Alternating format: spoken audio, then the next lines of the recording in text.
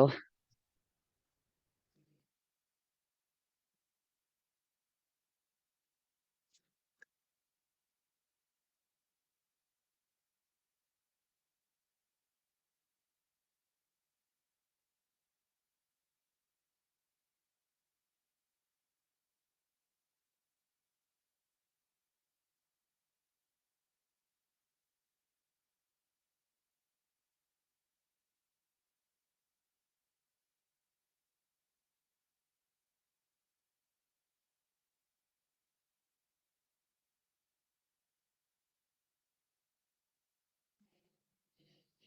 right, welcome everyone. If you are here today because you're looking for the fast track for your MSP's CMMC compliance, how to keep the clients you already have, and how to be the go-to firm for defense contractors, well, you're in the right place today. Just some quick housekeeping before we get rolling. If you have a question about anything that we review today, please do use the Q&A capability at the bottom of your screen. It's harder for us to monitor all the questions that are in chat. So please do use Q&A. And we'll make sure that my lovely assistant, Sarah, who is also on the call, will alert me to that because once I get rolling, oftentimes it's hard for me to stop and notice those things. So she's going to help us out with that. All right, let's get started.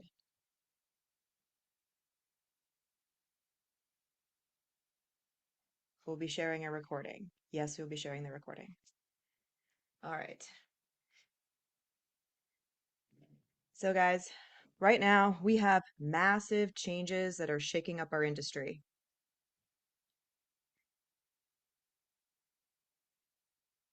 Right now, we've been working diligently to get our clients compliant with CMMC, but we haven't been focused on ourselves as much. Why? Because up until now, it's really been all about defense contractors. Now, with the proposed rule that was released in December, it unequivocally states that MSPs need to be compliant as well. So now we're all faced with this conundrum. Either we get compliant or we get fired, which means that it's possible that we will lose a handful of our clients or a decent amount of our business. We know right now, if you've been doing this work for any amount of time, you know that it takes 12 to 18 months to implement a CMMC program. And our government just let us know that we need to be compliant. And we also know that the rule is going to go final this year. So understanding that it takes, like, now I'm not like the most awesome at math, but I do know that by the end of the year is not 12 to 18 months. So the question is, what do we do? So I'm going to give you 4 quick promises. Today, we're going to go over the simple system to implement all 110 controls in your MSP by the end of the year. We're going to talk about the tools that you can and cannot use to manage and secure yourself, which also means cannot use these same tools to be able to manage and secure your clients if they need to be compliant with CMMC. We're going to talk about a guide to implement the 800-171 controls in your MSP. And yes, that is different than for your clients. Why? Because we don't have CUI or FCI, at least I hope you don't. And if you do, we're going to make sure that we change that. So this is going to be different, and we're going to talk about how it's different. We're also going to talk about how to manage your own compliance alongside the load you already have with your own clients. So if you're here today, you probably know who I am because you've probably heard a lot of my content. I talk a lot about CMMC and compliance. I founded my company, Entech Solutions, in 2006. So I've been an MSP for a really long time. We rebranded as Compliance EIT last year because we really wanted to push out to the market. This is what we do.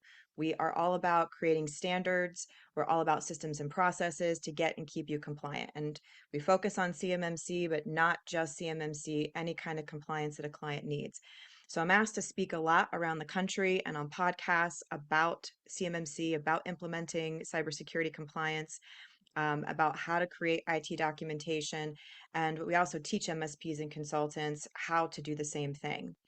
My company is a CMMC RPO, and I am a CCP and also a Certified Information Security Manager, which, by the way, was the most fun test that I ever studied for. And I'm a member of industry groups like the CMMC Industry Standards Council and MSPs for the support of critical infrastructure. So I see a lot of things that are coming down the pike because those groups have direct contact with DoD and the Office of the CIO. And not only do we have information that we're able to disseminate quickly through those organizations and get clarification, but we are also actively working with DoD to give them some guidance because they are going into an area that they don't know anything about. The government does not know about MSPs. Actually, they're not really good with private industry in general. Things work very strangely in the government. So we know now that MSPs must be certified. The rule lays out that MSPs are important for securing the defense industrial base. They know that. It lumps us all into a category known as ESP, or External Services Provider. What's an ESP? This is directly from the proposed rule, which I have marked up. So you're going to see all kinds of marking on anything that I put on here because I have gone through this thing with a fine-tooth comb. An external service provider is any external people, technology, or facilities that an organization utilizes for provision and management of comprehensive IT and/or cybersecurity services on behalf of the organization. So that's us, right? That is exactly what we do. We are an external company that is helping all of our clients to get secure, stay secure. We're doing the configurations, we're doing the maintenance, we're doing all of those things. We are an ESP. But then we ask, wait a second, do MSPs need to get certified first? This is a question, and actually it's part of my public comment because the rule states that an OSC, an organization that needs compliance, can't pass their assessment unless their ESP is certified. Where does it say that? It says that right here. If the OSA or OSC utilizes an external services provider, that's you and me, other than a cloud services provider, of course, the language has to be confusing. The ESP must have a CMMC Level 2 final certification assessment. So we all are asking, does that mean that we actually have to go first? If we know that our clients need to be ready by the end of this year, and it says specifically in the rule that we also need to be compliant and get a certification, how is this all going to work? How is this going to shake out? But even if we don't have the answers to that question quite yet, what we do know is that we don't have time.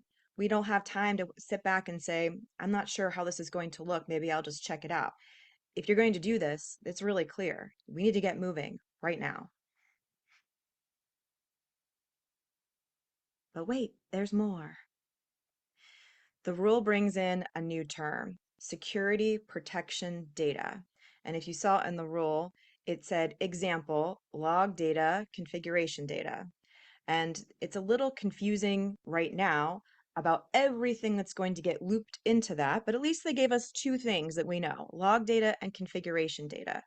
And that information is going to have to be protected and apply the 800-171 controls as well. We know that. It says that whatever organization holds or processes or stores log data and configuration data at a minimum, they're also going to have to get level 2 certified. So what does that mean? That's going to affect the technical tools that we use to secure and manage our clients, right? Like, who are we using for log data? What SIM are we using? Even our MFA tool, that collects log data. We're not really sure entirely what configuration data means, and I did ask in my public comment to be clear about that, but wherever we're storing that information or whoever is storing, processing, or transmitting it is also going to need to be level 2 certified, which means if you're using a tool that is not suitable, that's going to mean failure for both you and because you're going to use the same thing for your client, potentially for your client as well. And again, it says that right here. If you have security protection data, then you are considered an ESP. And that means that all of our security vendors that have those logs, think about this, guys. Like, what kind of products are you using for SIM? What are you using um, for whitelisting? What are you using for MFA? All of them are going to be in scope and will also need to provide as a certification at level 2. So that means potential changes for our business. We need to vet our existing vendors right now. Will they be attaining level 2 certification? Maybe we need to change out our tool sets. We need to start talking to these companies, EDR, MDR, SIM, DNS filtering, MFA, even maybe our RMM tool may not be compliant. Don't forget backup. And that's been a challenge for many of us because a lot of us have used products like Datto lovingly for many, many years. And I met with the executives at Kaseya back in December to talk to them about this. And they said that there is no way that they're going to be able to make that product compliant. So we have a lot of work to do, even to figure out if these tools are going to be sufficient and satisfactory. And of course, like we all love changing out our tool sets, right? I mean, you're all like, yay. I can't wait to change out my RMM tool. Have you ever done that before? Like had to switch from one vendor to another? I mean, this is a complete pain in the butt. It takes incredible amounts of time and resources just to do that. And then we have to go back and talk to our clients about the fact that we're going to have to change out some of these tools. And maybe there's going to be a cost issue here because maybe the new tool is going to be more expensive than what you have been using. But the fact of the matter is that opportunities actually are abounding right now because there are a lot of MSPs that don't want to take on this challenge. What are they doing? They're riding out their contracts as long as they can. Some of them are actually saying things like, well, yeah, we're going to do the CMMC thing. They have absolutely no intention of doing it for real. They're kind of trying to figure out how to slide through and then maybe figure it out later. Um, and those people are going to lose their business because they're not going to be able to step up to the rigor that's required to do business in the defense industrial base. Some of them are going to try their hands at compliance because they think this is easy, and then they're going to fail, and then they will get fired. There still are bad eggs out there and fly-by-night companies that will continue. Maybe you know some of them if you're on the CUI Discord server. They have an entire channel on there that talks about the bad eggs that are, they talk lots of game and they really are not delivering a lot of value. That will continue, and those people will end up shaking out of the ecosystem because people are going to get wise. And the bottom line is that companies are going to need to change providers. That is going to absolutely happen. So you have that ability to be able to have a lot of business coming in and take advantage of this opportunity if you decide to. And it's true that compliance services are higher margin and higher value. So we have like, much lower margins on selling our tools because like there's a large cost there. When you sell compliance services, you don't have a tool set that necessarily has to go alongside that. These are much higher margin. They're higher value for your client because not only do they know that they're getting compliant, but if you do this right, they feel so much better about the services you're providing. They have vision and insight into what it is we actually do. And they really see the value of what it is that we provide. How many times have you heard like, everything's going right. What do you do? Oh, or everything's going wrong. What do you do? It's like there's no middle ground. But if you're providing compliance services, they actually start to see that value, which is pretty awesome. And the cool thing about compliance services is that they can be delivered locally or nationwide. So you have the capability of very easily being able to expand your footprint. With these kinds of things that we do, it doesn't matter where they are. And honestly, internal IT will love you for being able to be this godsend of knowing how to do this properly.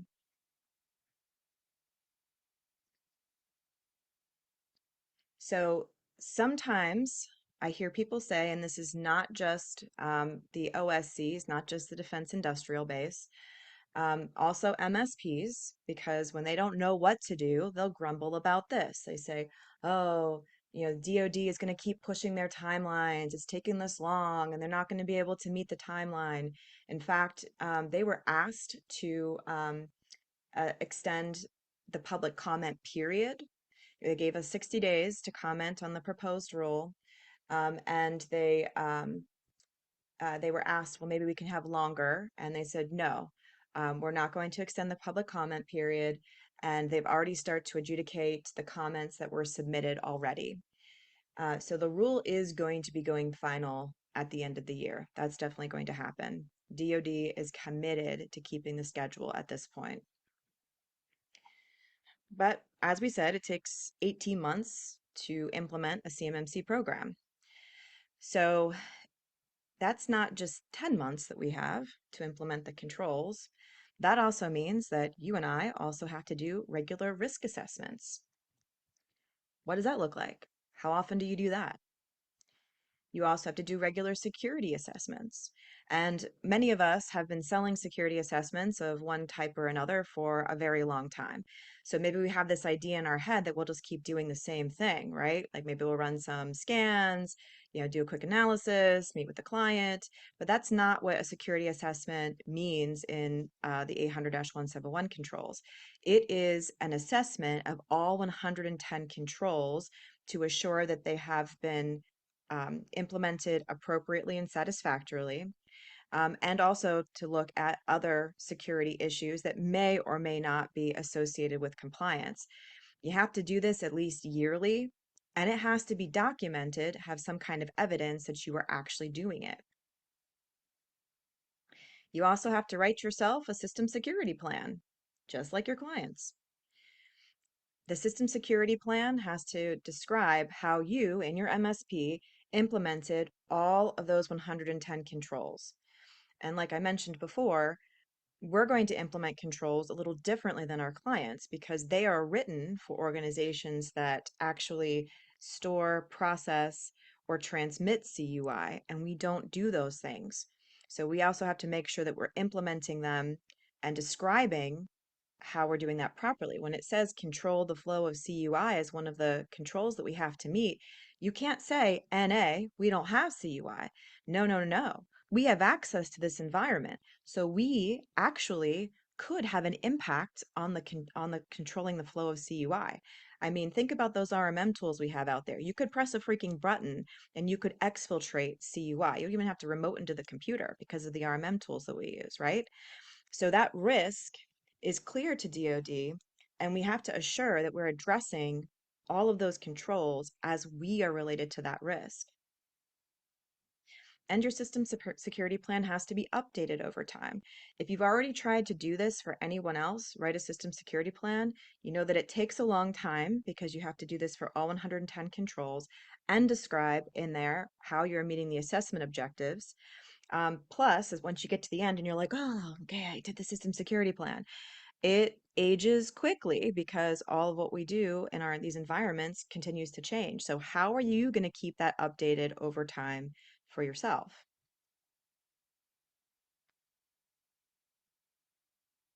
Well, we've been helping clients to implement CMMC now for 4 years. We were helping them to just implement the controls for about 7 years before CMMC was a thing. Once CMMC became a thing, we're like, okay, we got to get a process rolling here because now we definitely have accountability. And really having that timeline and that pressure to do it, we've confirmed it takes at least 18 months to implement a CMMC program. And we only have 10 months. So the problem with this is that not only do we have to start to put ourselves at the front of the line, we have to serve our existing MSP clients. We need to get the existing CMMC clients compliant. We're going to need to bring on new clients because this is not going to put everything else on hold for us. We need to continue to grow our businesses. We might actually have to vet and change tool sets in the meantime. And then we have to get ourselves compliant in about 10 months. So how the hell are we going to do this? Well, here's a couple of ideas. You can stick your head in the sand and pray to God that DoD will remove the requirement from the rule. It's not a good plan, but it's a plan. In fact, I just heard someone say this the other day. I was talking to another MSP, and they were like, "Yeah, I was talking to this guy. He's the head compliance guy at this MSP and compliance company, and he's like, oh, that's not going to go through. They're not going to do that. There's no way that that's going to happen." Um, the federal government has finally figured out who we are and what we do. I know. I'm as surprised as you are that they didn't realize that we existed, or how we actually secure our entire nation, all the companies in it. In fact, they have been having working groups in DC for MSP regulations, so that's coming down the pike. They know now. They know who we are. DoD recognizes the risk of external companies that have access to these environments that have FCI and CUI in them. They know. They're not going to remove the requirements from the rule. That is the bottom line. So what else could you do? You could consume massive amounts of information and do this yourself. That was what we ended up doing in the first place, right? We articles, we read LinkedIn, we read tons of source documentation and sifted through all of that stuff to try to figure out how do we do this. You could create some policies, but be unsure if they're scalable, functional, and sufficient for assessors. And you could implement the controls in your own business and hope and pray. That's what assessors are looking for. What else could you do? You can hire a compliance guy. I've actually seen some companies do this. In fact, I've seen a client of ours who's a manufacturing company. They tried to hire a compliance guy because he wanted someone internal to kind of like do all these things. And this has delayed their program by 2 years, literally, because the first guy that they hired, he was just getting started, just getting rolling, there for about 6 months, and then he's like, "Yep, catch you later, bye." And then it took him a long time to find another person to staff this role. The guy staffs the role. He sounds pretty excited, and we're not even moving forward with the gap assessment that we've honestly like delayed for 10 months now because he's trying to get somebody into this role. That's problematic to consider that you're just relying on one person. First of all, you're going to invest 85 to $125,000 in a guy who's going to put this program together for you. You're going to want to abdicate getting the program documentation implementation done to this person. You think they're smart, you trust them, they tell you they can do it, and you send them off to the races. The fact of the matter is, it takes hundreds of hours and many iterations to actually have a functional program, and you need to test it on things, right? You can't just put it on paper and then expect it to work right in real life, right? You have to actually try it and then determine what works and what doesn't work, and then continue to iterate your program. And then where's your ROI while this guy figures it out? And what happens if, just like my client, they decide to leave? Where does that leave you? So, guys, you have a decision to make. The requirements for us are now very rigorous. This is going to be a time and money investment. Time to stand up new programs, time to get yourself compliant, money for those assessments. That assessment's going to cost you between $25,000 and $40,000 every 3 years. That's real money. But the opportunity is clear. It is very clear. We know that compliance is coming to our industry, period. So we're going to be the first federally regulated MSPs in history.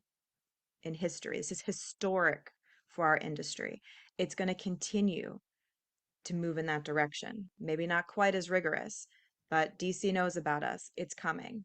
So right now, you have to have a strategic business decision to decide to go all in or to walk away. When I talk to MSPs about this, I'm like, I'm really serious. I'm almost like trying to talk them out of it because you can't just say, yeah, I'll do the CMMC thing. Yeah, we got it. I mean, this is a serious commitment that you are making, and you're going to put serious time, money, energy, dollars into it. So what is it that we actually really want here? What do we want? Well, we want to get those controls implemented fast. We are on a deadline. We need evidence that we have a program so we can pass the assessment, right? Because it's not just going to be the SSP, not just showing the configuration. We also need to show people that the assessors that we are actually doing the program. You need to know who to choose for a C3 PAO. Have you started to have those conversations yet? Have you asked them what their processes are like? And do you have an idea about what that assessment process is going to be like? Have any of you done gap assessments yet? If you've done gap assessments and you've had to review the documentation that your client is providing you to determine if it's going to be satisfactory or not, then you know that it's a heavy lift. If you look at like an IT policies document and you have to like either read the whole thing, it's really hard to reference the controls, and like it's a pain in the butt. So you have to make sure that you're ready for that assessment and you choose the right C3PAO. You want to pass your assessment as cheaply and easily as possible. The assessments, as we know, are going to be time and materials based. So they're going to ask you for information up front about what kind of evidence you have, and they're going to give you a cost for that assessment based on that. So there have to be strategies in order to drive down the cost. You want to get your clients compliant at the same time in a simple, easy, scalable way. And you want to be known for success with CMMC to scoop up the companies who are losing their MSP. So you need a systematic approach. We have 5 principles in our company that are our core values. The 5th principle is manage the organization through systems and processes. You need a system to implement all 110 controls in your MSP effectively and satisfactorily. You need a system to collect evidence of compliance along the way. You need a method to get regular risk assessments and security assessments done for you and documented. You need a way to keep your SSP up to date. And you need to understand who you should use as a C3PAO and assessor to smooth the way for certification. So guess what, guys? We figured it out, and I'm going to tell you how we did it. The secret sauce to being able to pull together a CMMC program is what we refer to as our risk management plan. Let me tell you how this works. So first, we created a quarterly cadence to assure that we get and we stay compliant. It ties in security assessments, vulnerability assessments, and risk assessments, some of the hardest things to try to figure out how to get in there. It provides specific activities for teams to perform prior to a meeting. It collects evidence of your program and compliance. It breaks the controls into subsets to assess and realign quarterly. And it provides a mechanism to keep your SSP up to date and to keep your documentation up to date and to do your tabletop exercises. So what does this actually look like? So I want you to just like think for a minute, right? So we have all of these things that we have to do, and they seem like they're sort of all over the place. How do we tie it all together? We tie it all together through the risk management plan. So if you imagine, I want you to imagine right now you probably do like a QBR or a TBR with your client where you are assembling some information, meeting with them, maybe having a risk-based decision, or maybe you're just trying to make sure they're refreshing their equipment. And that's a good start to think about what risk management plan is like. Think about that, but it's like on steroids, right? So you have specific activities that you are doing and your client would be doing, but this is going to be all you prior to this meeting. Quarterly, you will meet. And in the meantime, you're following a compliance actions cadence, all the stuff that you have to do on a regular basis, and document what tickets you need to create to show that you're doing maintenance, to show that you have these activities. And then each quarter, specific activities that you are doing to collect evidence of compliance, consolidated, right? So there are checks you need to be doing about the configuration because sometimes people go in and they change things, or, like Microsoft loves to just change configurations for you on the fly and force those on you. That's always fun. So this way, you know exactly what kind of evidence you're going to collect. It'll be security scans that you are doing, other kinds of auditing scans, taking a look to make sure that all of the devices have the right software on them, to make sure that they're all encrypted properly with NFIPS mode, to assure that all of your computers are patched, your firewalls patched, to look at the security scans and see if there's any changes you need to make there.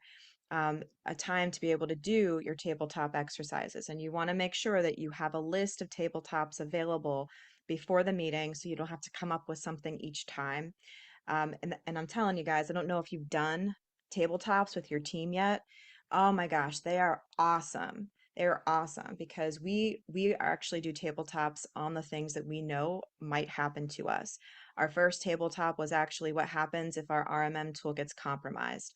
Whew, that was amazing. It was eye-opening for everyone. We were able to see things that we needed to change. And we all were kind of on the same page of what we would do. And we actually modified some of our internal processes for responding to an incident based on that tabletop. Tabletops are fantastic to do with your team. Um, we also figured out how to break all of the controls into different subsets that make sense to assess together. Like, for instance, assessing access control and identification and authentication. Those things are oftentimes married to each other, very similar. And this way, you're assessing controls that make sense to look at together. You're doing a deep dive into those controls. Not only are you able to show that you're doing that assessment of if they are actually satisfactorily implemented, but we also do the documentation of our activity then. And because we're doing a deep dive on that control set, then we're going to go ahead and update our SSP at the same time. So it gives us that mechanism to assure within the course of a year that we have assessed all of the controls, updated our SSP, done vulnerability assessments, done risk assessments, done our tabletops, and then during different times of the year for those different quarters, we're also checking some documentation to make sure it's up to date and that what's happening in real life is actually happening, that is actually what we say is documented. And the cool thing about this is that because it's a system, it's totally scalable and repeatable with all your clients. So we recognize that implementing the controls for MSPs is going to be different than implementing them for your clients. Like I mentioned before, some controls, such as the controlling the flow of CUI, we have to think about the risk that we pose having access to this environment. Because of that, we were like, okay, instead of just, as again, systems and processes, right, guys? So instead of just thinking, okay, how are we going to do this for our clients and for us to make sure that we're implementing the controls properly, we just went ahead and created a guide. So we did a deep dive on all the controls and we thought about like, what does this actually look like implemented into in an MSP? What satisfactory looks like. So we created that guide. Um, how to implement in your MSP. What does it look like implemented if you're going to use technical controls or some administrative controls? And we also went back to talk to vendors to say, hey, we're creating a list of who is going to get on board with getting level 2 certified. Do you intend to do this? Or is this like, outside of what you, not on your roadmap and we need to start looking somewhere else? So we put it all in a document so that we could be really clear about that and we knew what we were going to do. Then we created a simple and repeatable program. You probably heard of it. It's a CMMC IT documentation toolkit. It has everything in there that you need to implement and maintain a cybersecurity compliance program using the 800-171 controls. So the toolkit contains templates. That's going to be functional, concise IT policies, 7 plans, including the required incident response plan. These plans are functional and collaborative in nature. As you know, this cannot be abdicated to your MSP, just like it can't be abdicated to internal IT, right? There are things that you have to be communicating with your client about, getting verification of, assuring that that you have a shared responsibility matrix and they understand what they're supposed to be doing. So plans are always collaborative. We have 40 plus IT procedure templates and how-tos. We documented how to do the risk assessments, how to do the security assessments and checklists for all of those things, how to prepare for and hold your internal risk management meetings, and how to do this for yourself and for your clients. And because so many people said, this is really awesome, but I want help, we started to have accountability calls.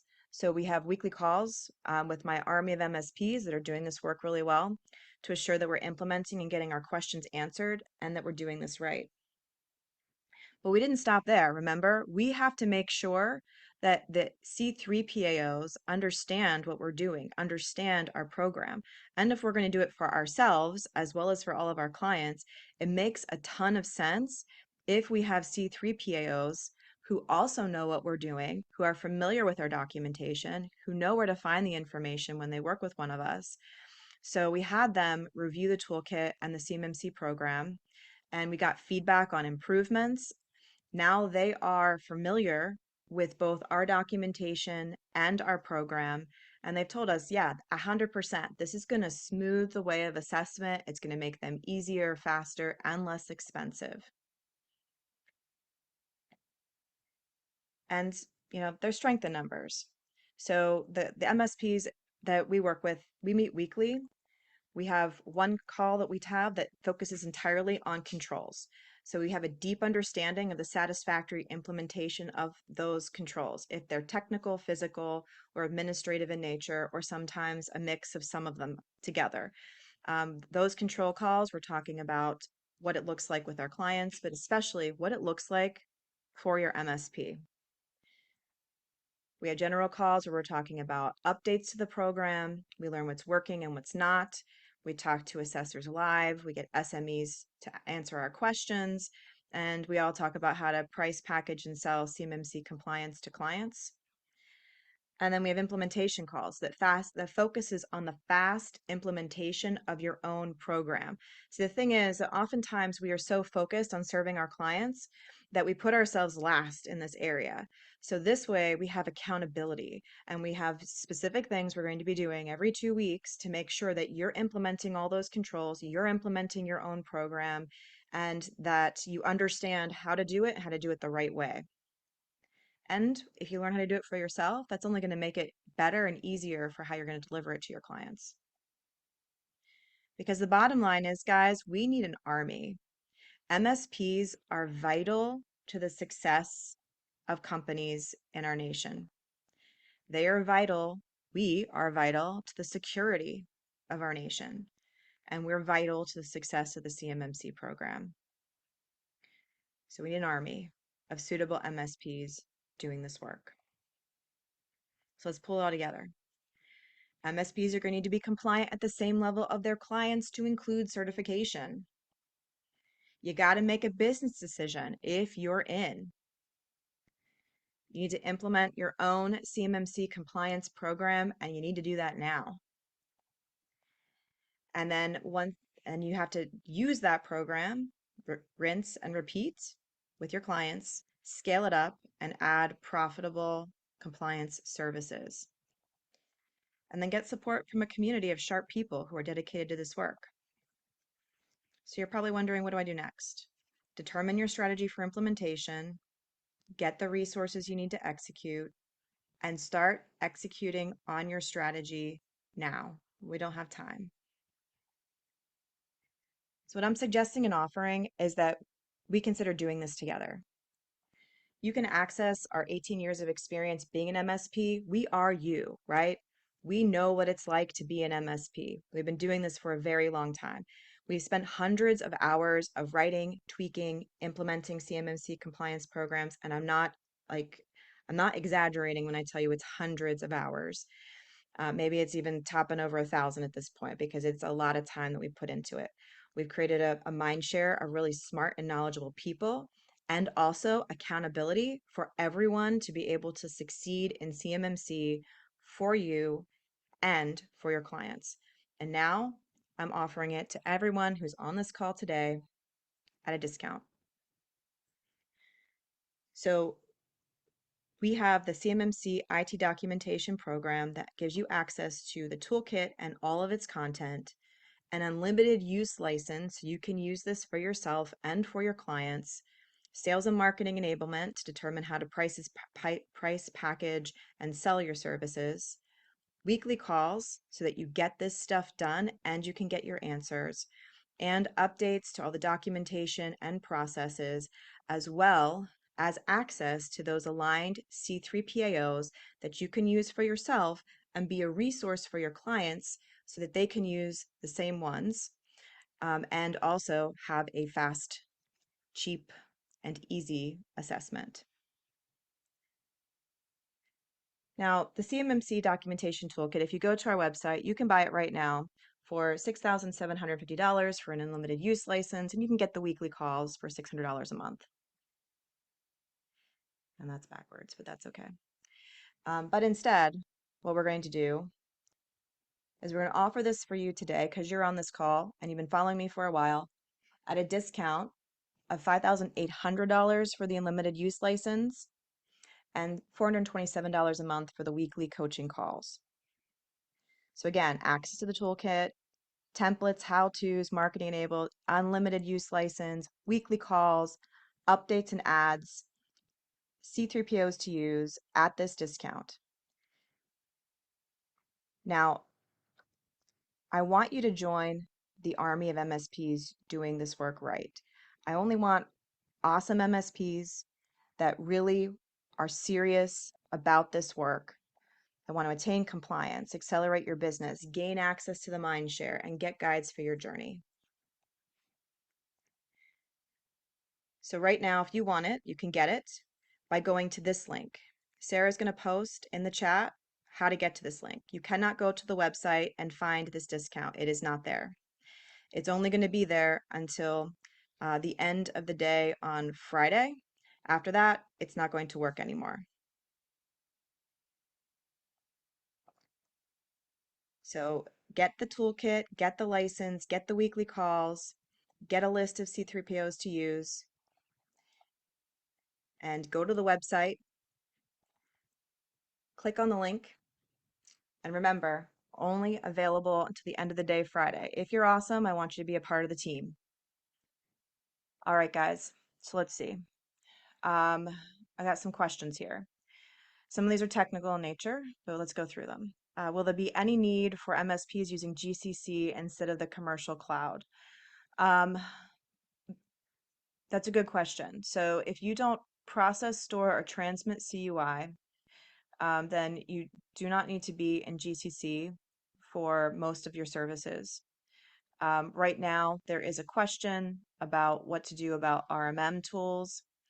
It's possible that if you self-host your RMM, you may need to create an instance in GCC for the self-hosting of your RMM. But we don't know entirely about that yet. But as far as like SharePoint Exchange, you're not going to have to worry about GCC. Commercial cloud is sufficient. Another attendee asked if there's no longer a FedRAMP moderate equivalent. Is there no longer a FedRAMP moderate equivalent? If a vendor like Duo does not show level 2 certification, then we can't use them anymore as a question. That's a very good question. So this is also part of the comments that that some of my colleagues from the CMMC Industry Standards Council submitted. The way that it's all written right now is that those are two different things. That FedRAMP moderate equivalent requirement and a level 2 certification are going to be two different requirements, and that it's possible that you need to do both. We're going to get clarity on that, if that's required or not. FedRAMP moderate equivalent via the DoD's memo is still a thing. If you process, store, or transmit CUI and you're not already FedRAMP authorized. So in order to get FedRAMP authorized, you need to have an active contract with the federal government. And they recognized that many companies don't have an active contract with the federal government, but still should be able to serve the commercial clients. And that's what the memo was all about. but we still have a little bit of clarity on the requirement for level 2 versus FedRAMP. Since most MSPs don't have active government contracts and wouldn't qualify for a joint surveillance assessment, how much delay will this make for our clients? With that, it would be nice to know a timeline of when we can finally get assessed. I don't know who you are, anonymous attendee, but I'm so happy that you're excited for this, because a lot of people are not super excited for this because you've left a smiley face. Um, so you're right, we don't qualify for JSVA. In fact, DoD specifically said that they will not put the tax dollars towards assessing us, because we don't have active government contracts. The program is only for defense industrial base contractors. So we don't know exactly right now how much of a delay this is going to make for anyone. We aren't 100% sure about what this is going to look like functionally as it rolls out, because if they put MSPs first and say, okay, so these external services providers need to get assessed and certified first in order for the contractors to go through, does that look like it's going to delay the timeline? It does. If they ask the contractors to come through and you have an MSP that has not gotten certified yet, not because they aren't compliant, maybe just because they are in line, there's going to have to be some kind of mechanism for that, but we don't know exactly what it is. So we all have to be very prepared, all of us, our clients and us, so that we can, no matter what happens, that we can be ready for whatever comes down the pike. Um, Also, anonymous attendee, there doesn't seem to be like enough time. If MSPs need to get certified first and we have to use certified vendors, how will we know who to choose? Is there a list of certified vendors out there? Another very good question. So it doesn't seem like there's enough time. It doesn't. In fact, I believe that they gave contractors when they first published NIST 800-171, they gave them more time than we are getting. So I don't really know what this is going to look like functionally. All I know is that there's no time to waste if I want to stay doing work with CMMC clients. And then as far as like knowing who to choose, so we've been talking to all of our security vendors and asked them if they intend on following this path and serving us and the defense industrial base, so that we can understand, like, which horse we should be betting on here. And we've made a list of those, and we're continuing to talk to other vendors too, so that these are a list of suitable vendors who are going to be following this process that we can use. Is there currently a list of certified vendors? No.